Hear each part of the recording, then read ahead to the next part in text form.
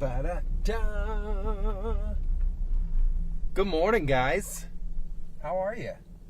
It is Monday and it is ugly outside, but we're going to have a good conversation this morning. Quick, simple, easy, fill you in about some stuff.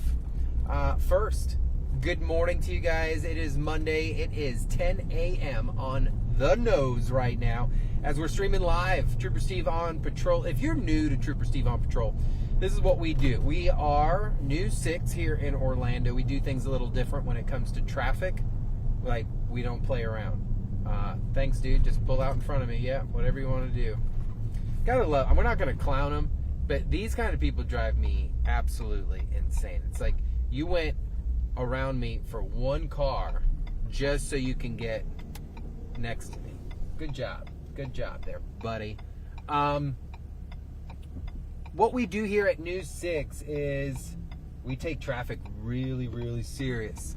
You're not going to find another local news organization that does what we do.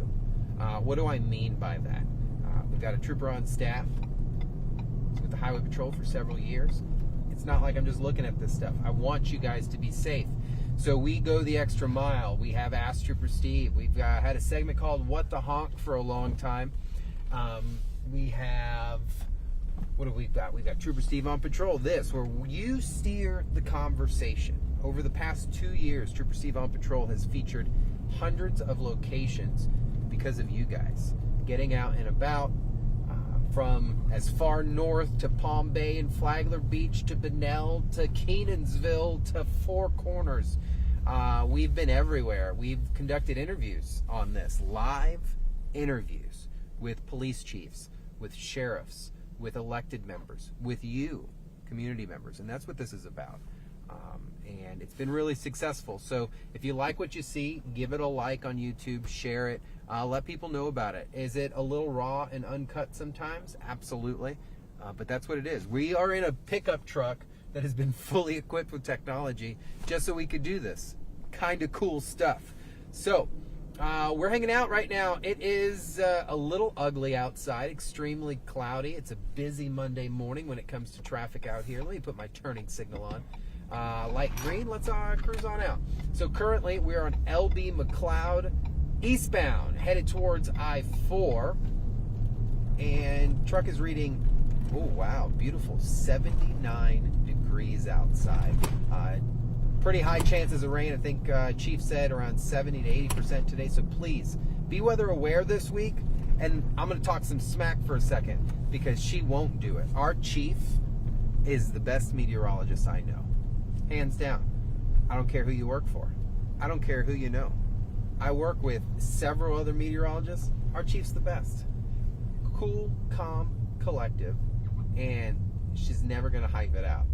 And she's never going to talk smack. There were some people out there, I'm going to say people out there that really wanted to focus on the tropics, and she's just like, no, guys, it's not time. 2 weeks out, we have no idea what this is going to say. There were people posting stuff. And then what do you know? Nothing happened. Chief's sitting there like, told you. But that's where you have to pick your trusted source. Candace, Chief Meteorologist Candace Campos, that's your trusted source, guys. Make sure you're sticking with her. Look at this guy, all up on... Okay, never mind. We won't. I was going to get him, but we're not going to get him. All right, so what is today's stream? Today's stream is all about talking about those evening traffic alerts that I issue, excuse me, sir, that I issue every night. If you watch News 6 evenings, there's a lot, there's a lot of honking going on back there. So every evening, if you're watching the 5 to 6, I give you what we call your traffic. What do I call it? Your News 6, your evening traffic alert. There it is. Your evening traffic alert. Here's your Monday evening traffic alert, Tuesday evening traffic alert. So every evening, those get issued to you for any traffic alert that's happening overnight. Now, there's been one traffic alert specifically that has remained consistent. Sometimes it's a lane closure. Sometimes it's a full shutdown of I-4. Now, anytime that's going to happen, that's going to cause some really big delays. And in the area that it does happen, guys, it's massive.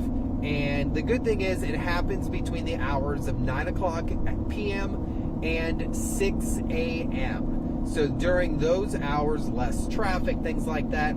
Sometimes it's even better between midnight and 6 a.m. This morning, and usually they're pretty consistent, 5:30 in the morning, we're getting some lanes back open. But where am I talking about? This is the area that tends to see some really heavy construction, all right?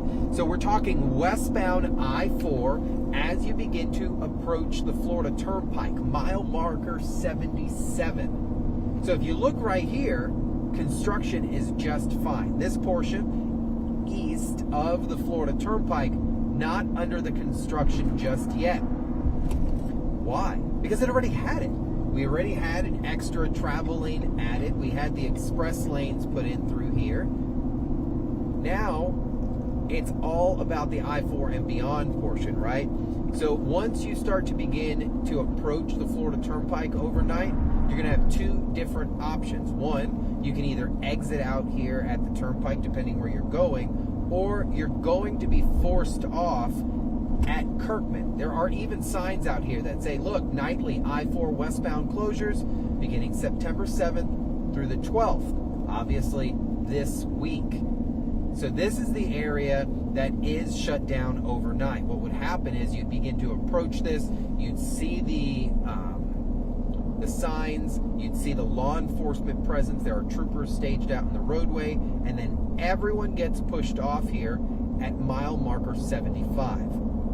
Now you can even see there are warning signs out here reminding daytime drivers, hey, watch out for the overnight closures, because let's be real, not everybody just comes out here during the daytime. We have shift workers, we have attraction workers, we have every style of employee here in Central Florida. So normally at night, everyone would have to exit over here at Kirkman 75B or A, depending where you're going, and then they'd have detour signs set up. But I actually wanted to come a little further and talk about why this is happening, because it's like, all right, they're closing it, but what's actually happening? So when you're traveling out here during the daytime, there are times of pretty serious slowdowns that you get the opportunity to take a nice view of the construction. I'm being a little sarcastic, but I'm also to tell you that this is an active construction zone during the daytime, meaning your cellular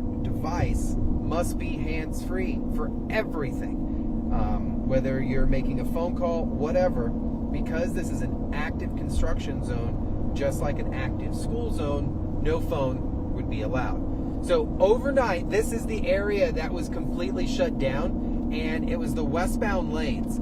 So there were no cars overnight traveling through I-4 westbound from about the, 75 all the way through this area. That would include the 74A exit, which is that horrible exit to Sand Lake. Can't stand it. But there's so much construction. Take a look in the left travel lane there. You have that concrete barrier wall because there's a lot of dirt. What's happening out there? That's going to be another addition to a travel lane. And, y'all, we're getting more express lanes. So ultimately, the express lanes are said to go all the way through US 27 and push you out all the way past that. If that ever happens, man, I'd be frequenting Tampa quite often. But until then, no thanks.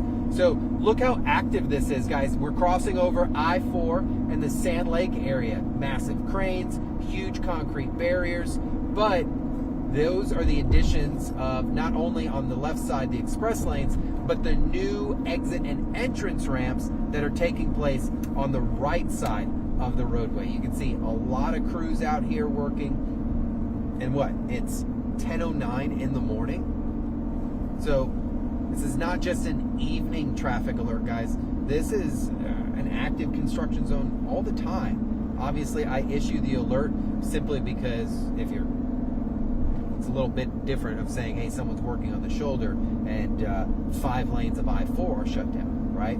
So this is what we're going to do. We're going to exit off to State Road 528.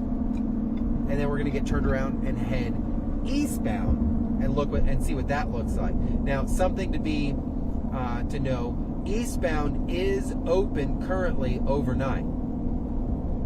I do believe at some point that traffic alert will be issued for the eastbound lanes, but it's like, hey, let's do one at a time. Let's not totally mess this up. But there's a lot of things happening out here. Even as you get closer to State Road 528, you can see no shoulder right side here. You have no emergency shoulder to stop on, so you have to be super careful. That right travel lane does turn into the ramp, and that's where we want to go. So we'll put our turning signal on, scoot on over, maintain that turning signal until we go ahead and begin that change of direction. Begin it, shut it off. Look at how active though this is. We got traffic barrels all over the place, plus some rain coming in.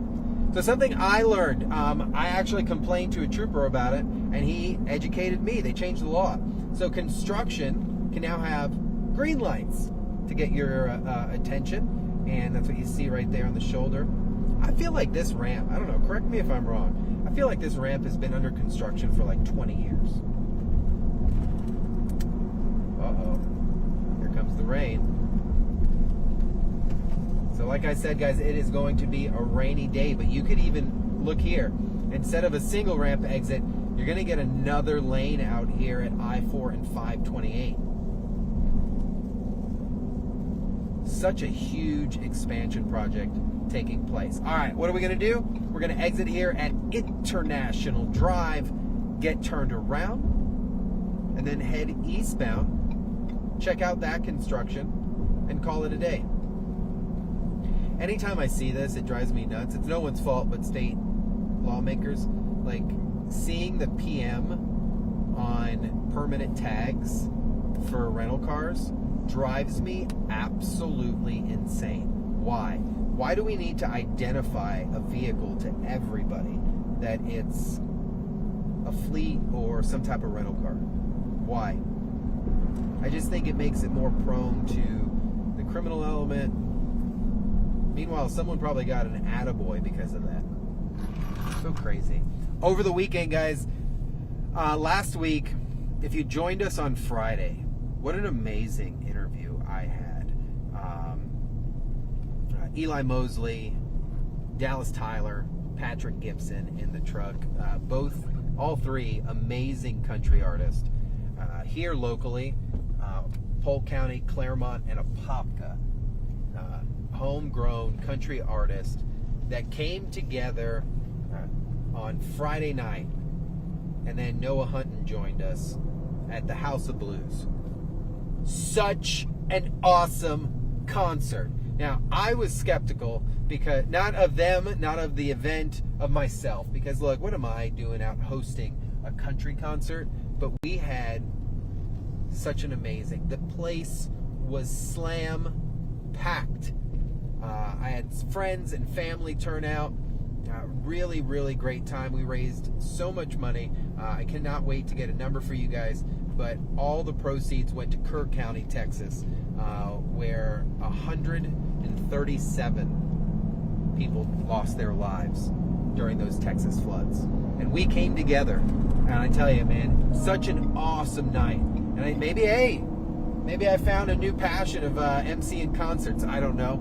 But the country music was a blast. We really had a good time, guys. And I want to thank you guys for sharing it and really getting the message out there. We handed out so many tickets, and each ticket we handed out, the House of Blues contributed to the Kirk County, Texas Relief Flood Victim Fund.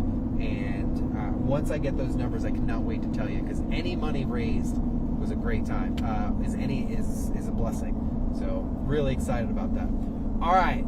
Look at that. We spoke a little bit, caught you up a little bit. Now, we're 528 westbound on the eastbound entrance ramp to eastbound I-4. Now, you can see weather kicking up today, this morning. Is something you need to be very, very aware of, please. The goal here, we're not going to get into the far left lane, but I don't want to be in the far right lane. We're going to scoot in one more over just so we can take really good observations of what's taking place. Now, if I get in the left lane, some of you trolls on here will start losing your mind, so I'm going to hang out right here. So where are we now? Now we're on the lesser of the two evils. Not saying that I-4 eastbound's not getting a construction lift, but I'm just saying westbound overnight is what we see, and that's what we're addressing today is those evening traffic alerts, was those closures.